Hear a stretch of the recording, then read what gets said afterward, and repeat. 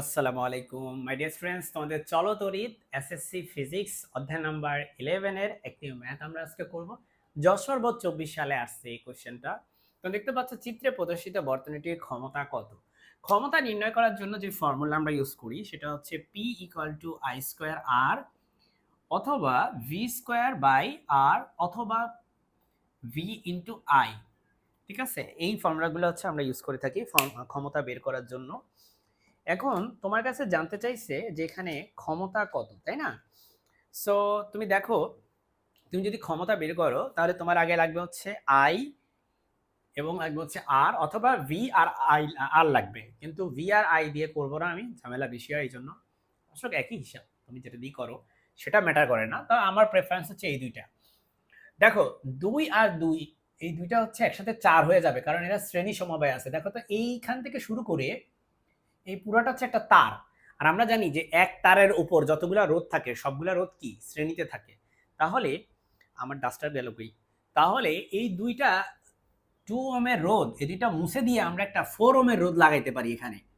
2 ওহমের রোধ মুছে দিয়ে কি একটা 4 ওহমের রোধ লাগাইতে পারি এখানে। তাহলে একটা 4 ওহম, এই যে একটা রোধ লাগাই দিলাম। তাহলে এটা হয়ে গেল কত? এটা হয়ে গেল 4 ওহম। বুঝতে পারছো?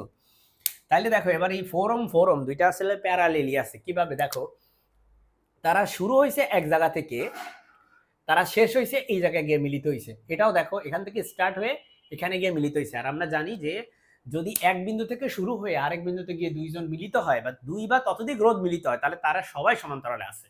ঠিক আছে, তাহলে দেখো এই 4 আর 4 যোগ করলে কত হয়? দেখো 1/rp, আমরা জানি ফর্মুলা হচ্ছে 1/rp = 1/r1 প্লাস 1/r2, তাই না?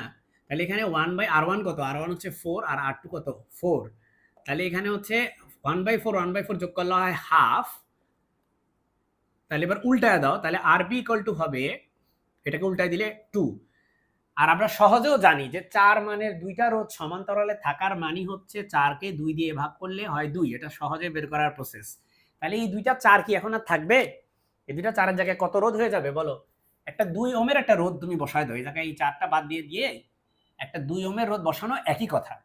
দুইটা 4 ওহমের রোধ রাখা যে কথা, প্যারালেলি রাখা যে কথা, একটা 2 ওহমের রোধ বসায় দেওয়া একই কথা। বুঝতে পারছো? এখানে একটা 2 ওহমের রোধ বসায় দেওয়া একই কথা। কি ব্যাপার, আমার কালির অবস্থা 12টা বেজে গেছে।